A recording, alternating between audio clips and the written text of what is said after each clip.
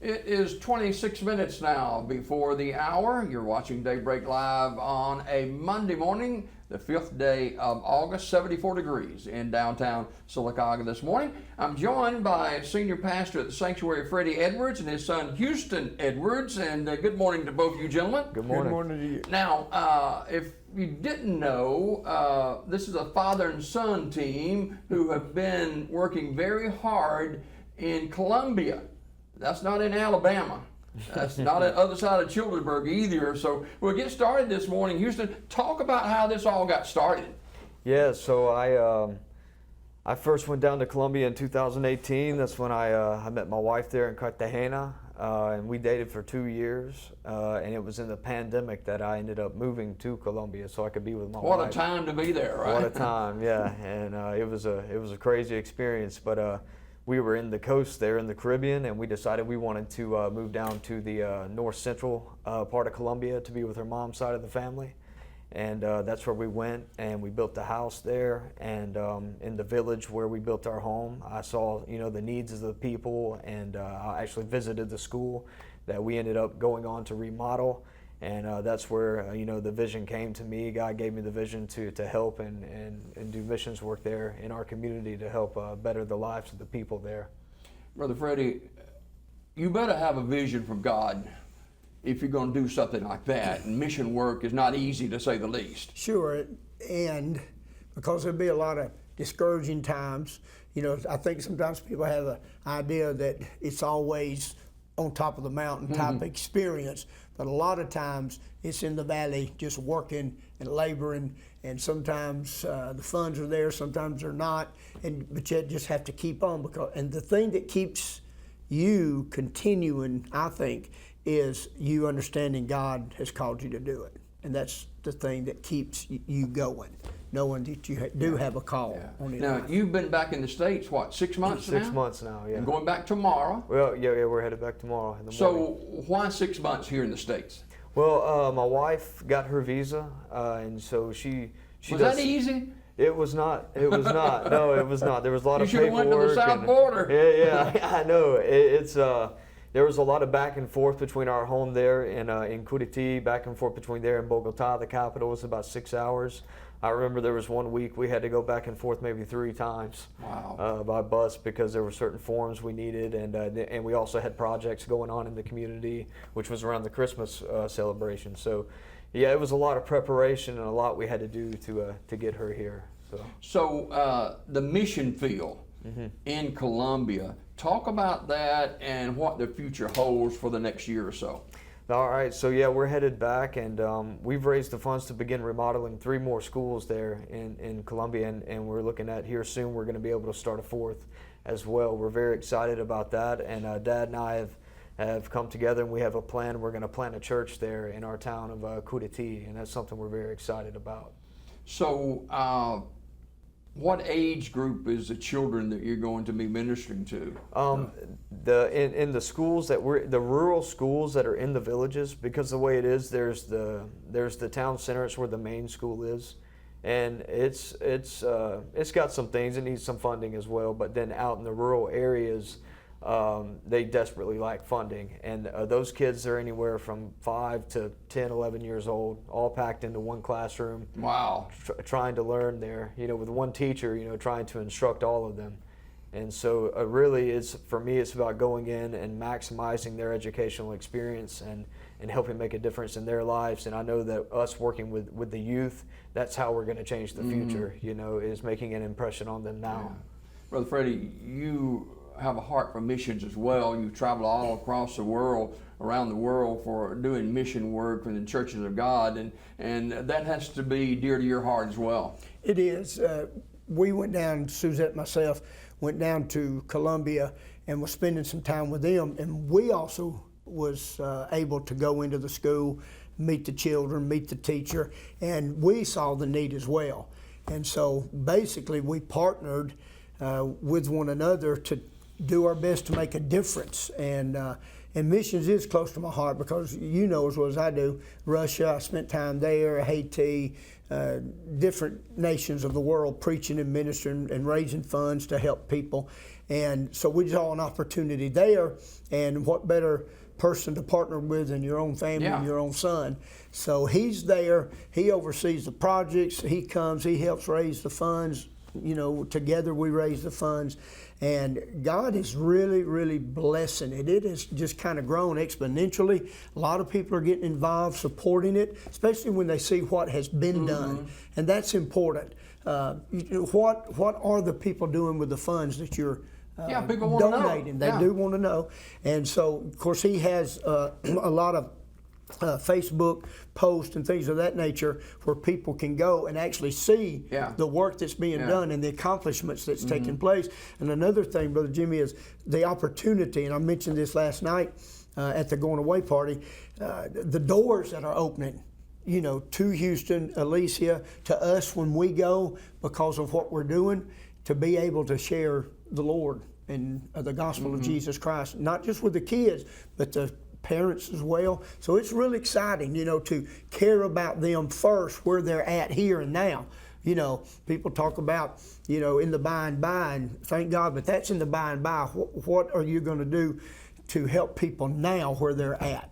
And so that's one thing that we're trying to do. It's a part of our vision, was to help them now so that we could have the door open to help them for eternity. Yeah, you've had some fantastic fundraisers with local churches, and not just local, but you know, across the country to help you guys out a little bit. Yes, sir. Yes, we've here in Alabama. We've been to Georgia, Cartersville, Georgia. We went up to Baltimore, Maryland, and we've had some really awesome church communities that have reached out and helped us to do this and to reach our goals. So, how can people watching this morning help? Okay, so I actually just saw it here on the screen. There's a QR code there on our card, and you can take your phone, get the camera out on your phone, hold it against that QR code, and a link will pop up. You click that link, and what will pop up is all of our social media pages where you can keep up to date with everything we've got going on. I show before and after of everything we do there. And there's also a donate link there where you can click and donate online, and that all goes straight to our missions account at the Sanctuary Church of God. Now, Brother Freddy,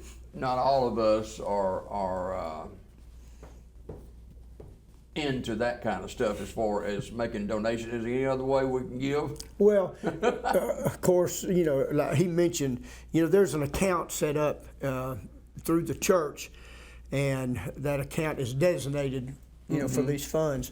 But that's what I was laughing about, was, you know, how savvy we are with these QR codes and things of that nature. And I wasn't that, I guess out of ignorance, I just wasn't that hip on, you know, well, how's that going to help us? But since he launched that, it's amazing the number of people that are going to that and are actually making donations, you know, through that QR. Matter of fact, I made the first one, by the way. I made a $100 donation, and I wanted to make sure it worked, you know, but it did. And so that is a great way to give right there. Of So course, across you the can state give of through the Alabama, church. they can just do that?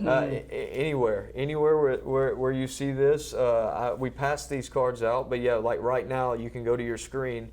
You can hold the camera up. You're not taking a photo. You just hold your camera up and let it focus in on that QR code, and a link will pop up just below that. You click that link, and then it'll take you to our link tree, which is my Facebook, where I do all the before and after reels, my YouTube, where I'm about to start doing more extensive videos showing our life and missions in Colombia, and my Instagram. Did you ever dream that you'd be doing something like that? Well, honestly, like I always had like a dream in the back of my mind of doing it. It's always something that's flashed through my mind. I mean, throughout the years, I can remember vividly set moments throughout my life where I dreamed specifically of helping schools in foreign countries. And it goes back to, you know, my dad and the work we did together when I was a kid, you know, of going with them to Russia and to Haiti. I guess I just developed a heart for it, and I'm passionate about it.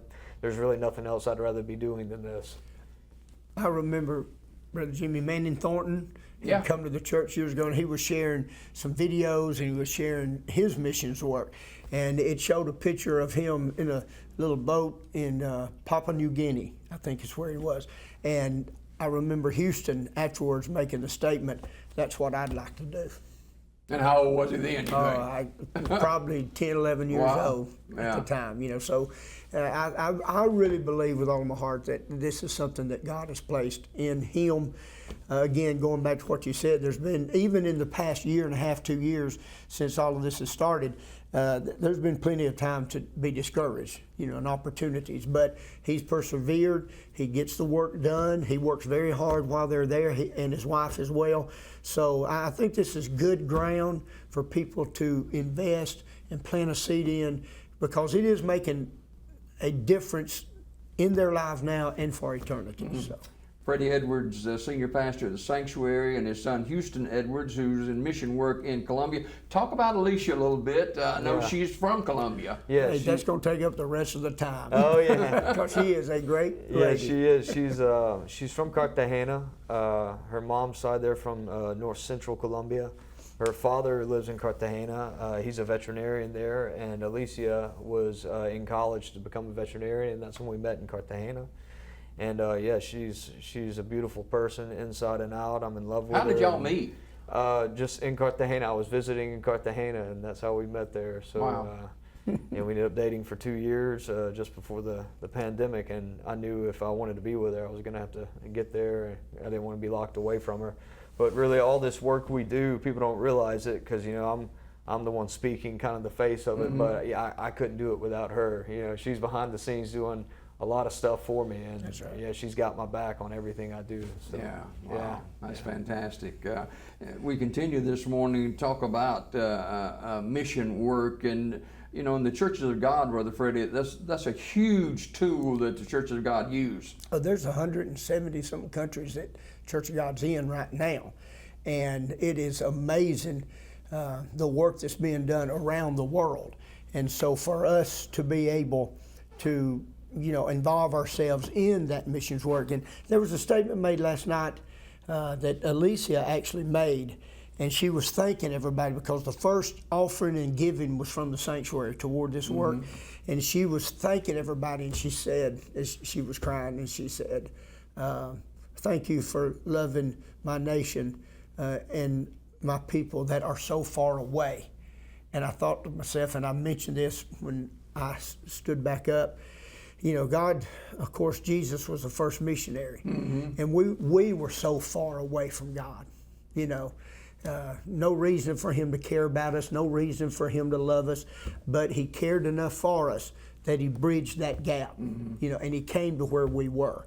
And that's what missions is all about. It's about going to where the people are, caring for them now and for their eternity. And so we are excited about being able to express, you know, the love of God through the missions work. Now, Houston, you guys are excited. Oh, What yeah. about the kids there?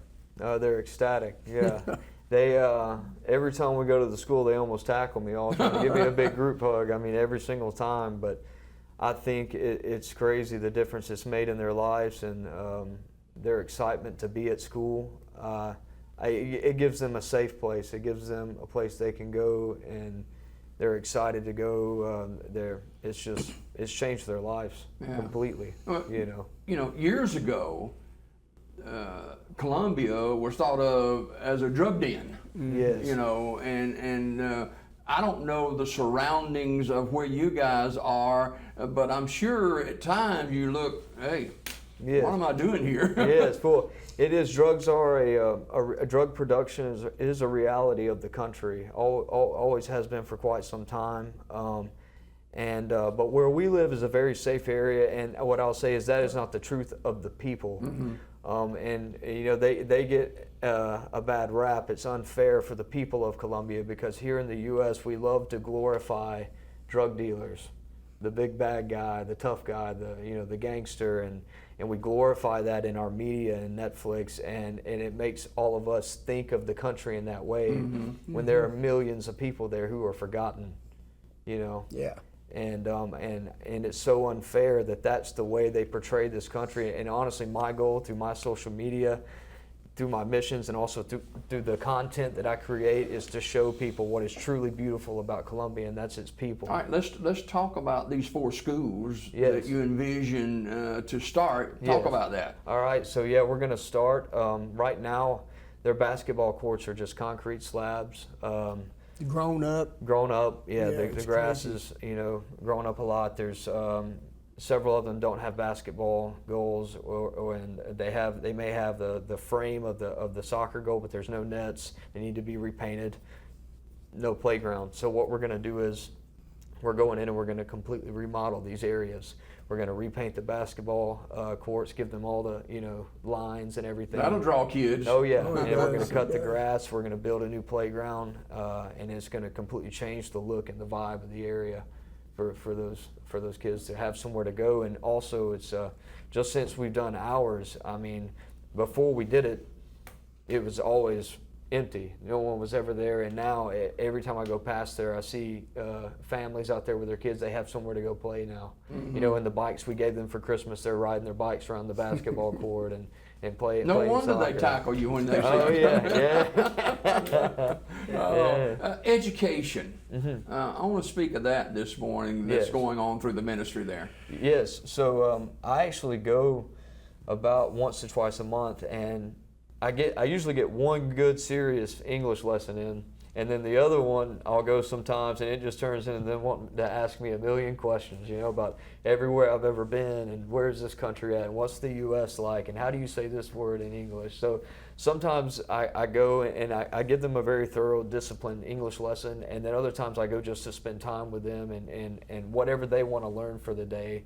I teach with them, but also, as Dad said, it gives us an opportunity to talk with them about Jesus and the love of God, and we have the freedom to do that because of everything we've done there. We can go in and speak with these kids. See, they're not living the American dream like we are. Yeah. And Not they're at all. inquiring about it. They want to know about it. No, absolutely. Yeah. Yes, sir. The very inquisitive, beautiful children. They'll absolutely take your heart. There was one little, I don't know if Houston's mentioned this before on the last interview that you had with him, but there was this one little girl up there that was the offspring of a gentleman and a prostitute. And of course the prostitute gave her up. And so the uncle of her biological dad actually took her in.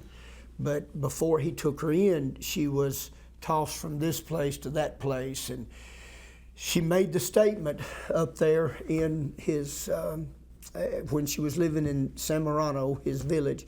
She made the statement that she felt like a stray dog, that nobody loved her, nobody wanted her, nobody cared about her. And I've always said one of the things that I think Houston and Alicia and Suzette and myself are trying to do is make sure they all know that they are loved, that they do have a place, and that God cares about them deeply, and somebody else loves them too. So, Well, you already touched on the children, how they love you. What about the villagers? How do they receive you guys? They love us. They absolutely love us, and I think they see the love we've shown to their children. yeah. We've went into their homes and helped put concrete floors in their homes, and I would just say that that's something that they have never heard of and are not used to. For someone to come in and care about them. Describe a family there in Colombia that you're meeting their needs. Yeah, so their homes are oftentimes missing, missing walls, missing ceilings and roofs. They're farming families. Everything they get, they mostly live off of their land. The children, at a very young age, will work and help their family. Wow. They get to work helping. One thing they often do is they'll sell empanadas and arepas, and so they'll be up early in the morning, and the child that's maybe 7 or 8 years old is in the kitchen cooking, preparing. Something that I see about them too is that they're very intelligent because of this. They're tough. There's no misconception in these kids' minds that life is easy. You know what I'm saying? Yeah. And someone say they're beautiful and kind and loving, but there's a toughness about them because of the life that has been passed down generation after generation. They've And had what to be they've tough, learned, you they know? have to be, Yeah. you know. And so there's something there they know that kids in other developed countries don't know yet, you know. Their homes, again, you start looking at their homes, and it's something that a lot of people here, there ain't no way I'd live there. Yeah. There's no way I'd live there. We go into some of their homes, and the floors are dirt floors, you know, inside of some of their homes. And the kids have a problem with parasites, and I think the adults too, because they're walking around on the dirt. That's one of the reasons we took on the project of concreting the homes, because immediately when you do that, you improve their health, because they don't have to worry about the parasites anymore, you know. And so, like Houston said, a lot of the walls are missing and they just have sheets up. But very good people, you know, very hard-working people. Yes. It's just not there for them, to be quite honest with you. It's just not there. What's the median income per month? You know, if you have a profession, a degree, and you're working, you can expect anywhere from $250 to $300 something, max $400 a month. Wow. Yeah, and that's people who are educated, highly educated people. And so then there's the farmers who are, you know, they really have to get after it to get a meal on the table. How do you touch them with the gospel? Well, we go in and we speak with the kids in the classroom. We take that opportunity to speak with them about Jesus and Do they know anything about this Jesus? Yeah, a lot of times. Well, you know, majority of the folks there, I think, are Catholic. You can correct me, Houston, if I'm wrong. It's Catholic and Pentecostal. Okay. Yeah, is So the two main. there is a limited knowledge there as far as the children and everything is concerned. But you know, one thing again that we're able to do, like Houston was saying, because of what is being done, it's an open door for us. And so right now, what we're attempting to do and are doing is to take advantage of that open door as far as the children are concerned. And he and I are talking, of course, about starting that church and then letting that spread and hopefully get more churches involved and help support them. But also, one of the things, real quick, is we're planning at some point to hold a crusade on one of these basketball courts that we're redoing, and that's going to be exciting, I think. Yeah. So again, Houston, how can people support the ministry? Yeah, so you can write a check to the sanctuary. For Columbia Missions. You can also scan our QR code, which we have here, if you're able to do that, and donate online and just make it to Columbia Missions. And also on that Linktree page is my Facebook, YouTube, and Instagram, where what I like to do, and this is what is important for me, is to show you what we did with it. I think oftentimes in missions work and in charity, to get you to give, they want to show you the pitiful situation that they're in, you know, and they are. It's true, it's there, but what I'm saying is show what you did, show after too, show how you changed their life. And that's what my work and my what I put into my social media is like, this is what we're doing to change their lives, and this is what's happened, you know, and I love it. You know? I mean, you're not in here begging this morning. You're offering an opportunity to make a real difference in people's lives. Absolutely, to add value to their lives and improve their lives and to change the future for these kids. Yeah, because I believe that that's what it's going to do. I was just thinking, if there's anybody out there that struggles with a QR code, Other than me. other than me and you, if you want to give, you'll just let Brother Jimmy know, maybe through this, or somehow contact us. I'll come get it. Praise God. I'll come to your house, you know, because some people do struggle with those mediums to give. So, well, if you want to support it, we'd love for you to. God will bless you for doing it, and we'll find a way. And before we go, we had a big celebration last night down at the sanctuary. I want to touch on that just a minute. Yes. We had a little farewell going away party for my wife and I, and it was awesome. I really appreciate it. You know, the sanctuary, our church family, they're the ones who first believed in us and made the donations that got this going and made it what it is today. And so I'm so very thankful towards all of them.